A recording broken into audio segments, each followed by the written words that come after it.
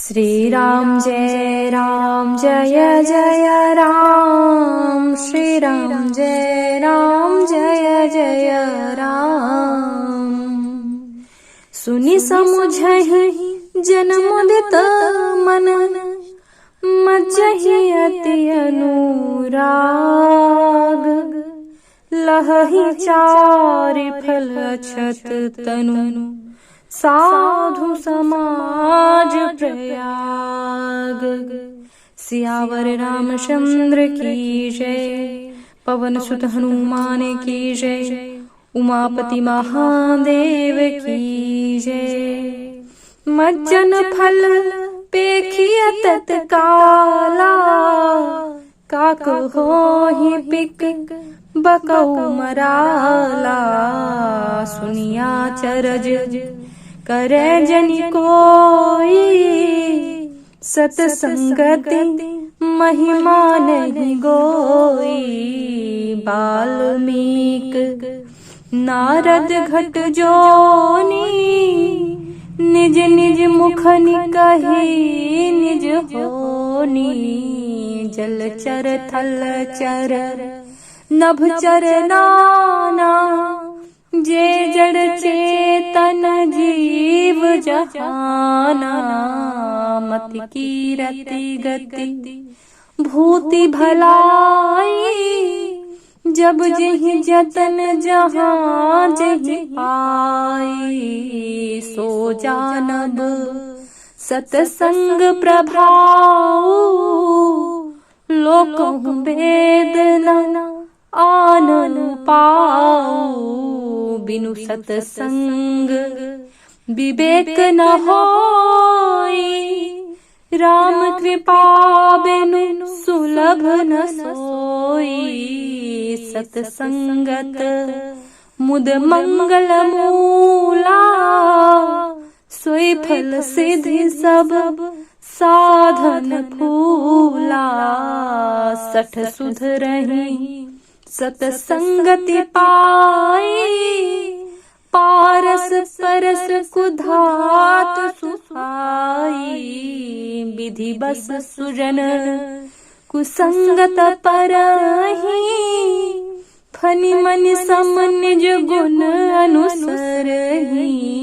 विधि हरिहर कवि कोविद बानी, कहत साधु महिमा सकुचानी। सो मोसन कही जात न कैसे, साक बनिक मनि गुण गण जैसे। बंदो संत समान चित, हित अनहित नहीं कोई। अंजलिगत शुभ सुमन जिमि, सम सुगंध कर दोय। सियावर रामचंद्र की जय। संत सरल चित जगत हित, जानि स्वभाव स्नेह। बाल विनय सुनि करि कृपा, राम चरण रति देहु। सियावर रामचंद्र की जय, पवन सुत हनुमान की जय, उमापति महादेव की जय। चलिए अब अर्थ देखते हैं। यहाँ पे लिखा हुआ है, जो मनुष्य इस संत समाज रूपी तीर्थराज का प्रभाव प्रसन्न मन से सुनते और समझते हैं। तो यहाँ पे संत समाज की तुलना जो है तीर्थराज से करी गई है, यानी कि तीर्थों का राजा कहा गया है संत समाज को।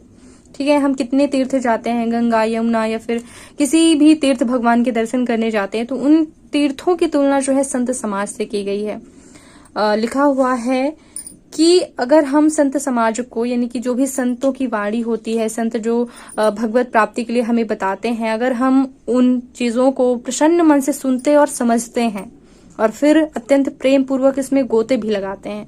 गोते लगाने का तात्पर्य यहाँ पर यह है कि हम ना केवल सुनते समझते हैं, बल्कि जो भी संतों की वाणी होती है, जो भी भगवत प्राप्ति के बारे में हमें प्रवचन वो सुनाते हैं, उसमें हम एकदम डूब जाते हैं। इतनी लगन से जो है अंदर हम डूब जाते हैं, बहुत ही ध्यान लगा के सुनते हैं। तो इस शरीर के रहते ही हम धर्म, अर्थ, काम, मोक्ष चारों फलों को पा जाते हैं। यानी कि हमको शरीर के रहते ही जो है इन सभी फलों की प्राप्ति हो जाती है। और इस तीर्थराज के स्नान का फल ऐसा देखने में आता है कि कौवे कोयल बन जाते हैं। यहाँ पे वही तीर्थराज की बात की गई है, संत समाज रूपी तीर्थराज की। यानी कि अगर हम संतों का संग करते हैं तो ऐसा प्रभाव देखने में आता है कि जैसे कौवे कोयल बन जाते हों या फिर बगुले हंस, यानी कि बुरा से बुरा व्यक्ति भी सुधर सकता है। और यह सुनकर कोई आश्चर्य ना करे, क्योंकि सत्संग की महिमा छिपी नहीं है। यहाँ पे बताया गया है कि वाल्मीकि जी, नारद जी और अगस्त्य जी ने सभी ने अपने अपने मुखों से अपने अपने जीवन का वृत्तांत कहा है। यहाँ पे ये बताया गया है कि इन सभी ने, वाल्मीकि जी, नारद जी और अगस्त्य जी ने, साथ ही साथ जो भी जल में रहने वाले जीव हैं, जमीन पर चलने वाले हैं या फिर आकाश में विचरने वाले हैं, नाना प्रकार के जड़ चेतन जीव जितने भी सभी इस जगत में हैं, उन्होंने किसी भी यत्न से, यानी कि अगर कोई भी थोड़ी कोशिश से भी अगर कीर्ति पाई है, सदगति पाई है, विभूति पाई है, ऐश्वर्य, यानी कि कोई भी भलाई, कोई भी अच्छी चीज अगर पाई है, तो वो सब सत्संग का ही प्रभाव समझना चाहिए। और वेदों में, लोक में इसकी दूसरी प्राप्ति का कोई उपाय नहीं है। यानी कि वेद शास्त्र कुछ भी अगर आप पढ़ लें तो ये सभी चीजों की प्राप्ति का कोई दूसरा साधन नहीं है सत्संग के अलावा। सत्संग से ही जो है सभी चीजें प्राप्त की जा सकती हैं। और सत्संग के बिना विवेक नहीं होता। सत्संग अगर हम ना करें तो उसके बिना जो है हमें अच्छे बुरे का ज्ञान नहीं हो पाता है।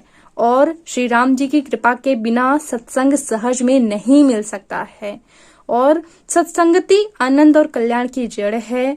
सत्संग की सिद्धि, यानी कि सत्संग की जो प्राप्ति है वही फल है। और सब साधन जो भी हम करते हैं भगवत प्राप्ति के लिए, वो सभी फूल हैं। आगे दुष्ट भी सत्संगति पाकर सुधर जाते हैं। बुरा व्यक्ति भी सत्संगी पाकर ऐसे सुधर जाता है कि देखिए कि अगर पारस का जो है इस पर से लोहे से हो जाए तो लोहा भी सुहावना हो जाता है, सोना बन जाता है। ठीक है, उसी तरह से अगर दैव योग के कारण, यानी कि भगवान की जो है कृपा के कारण अगर कभी सज्जन कुसंगति में पड़ जाते हैं, यानी कि बुरी संगत में अगर वे पड़ गए, तो वहां भी वे सांप की मणि के समान, यानी कि सांप की मणि आप समझते होंगे कि सांप के पास जो मणि होती है, तो सांप के पास रहने पर भी उस मणि में विष नहीं उतरता, बल्कि वह सहज ही प्रकाश देती रहती है। ठीक है, संग तो सांप का करती, फिर भी वह विष ग्रहण नहीं करती, बल्कि प्रकाश ही, यानी कि अपना गुण नहीं छोड़ती है। उसी तरह से जो अच्छे पुरुष होते हैं, अच्छे लोग होते हैं, साधु लोग जो होते हैं, वो दुष्टों के संग में रहकर भी दूसरों को प्रकाश ही देते हैं। दुष्टों का उन पर कोई प्रभाव नहीं पड़ता। यहाँ पे लिखा हुआ है कि ब्रह्मा, विष्णु, शिव, कवि और पंडितों की वाणी भी संत महिमा का वर्णन करने में सकुचाती है, तो वह मुझसे कैसे कही जाएगी। जैसे कि साग तरकारी बेचने वाले से मड़ियों के गुण समूह नहीं कहे जा सकते। यानी कि अगर एक सब्जी बेचने वाले को अगर कहा जाए कि हीरे मोती की पहचान बताओ, हीरे मोती के गुण बताओ, तो वो नहीं बता सकता, वो केवल एक जोहरी ही बता सकता है। उसी तरह से जब ब्रह्मा विष्णु की वाणी जो है संत महिमा का वर्णन करने में सकुचाती है, तो एक साधारण कवि से कैसे कही जाएगी। आगे लिखा हुआ है कि संतों को मैं प्रणाम करती हूँ जिनके चित्त में समता है, यानी कि जिनका चित्त समान है। भले उनके पास कोई अच्छा व्यक्ति आए, बहुत ही अच्छा, जो उनको फल फूल सोने चांदी में तौल दे, या फिर कोई बुरा व्यक्ति उनके पास आए, संत जो है सभी लोगों से समान व्यवहार करते हैं। ठीक है, यानी भगवत प्राप्ति की दृष्टि से सभी लोगों को समान ही प्रवचन करते हैं, समान वाणी मतलब प्रवचन बताते हैं, अच्छी चीजें बताते हैं। ये नहीं है कि कोई दुष्ट व्यक्ति है तो उसको अच्छी चीजें नहीं बताएंगे, और कोई बहुत ही अच्छा है, उनको बहुत से फल दे रहा है, बहुत से उपहार दे रहा है, तो उनको केवल भगवत प्राप्ति के बारे में बताएंगे। ऐसा नहीं है, संत सभी लोगों को जो है भगवत प्राप्ति के बारे में बताते हैं।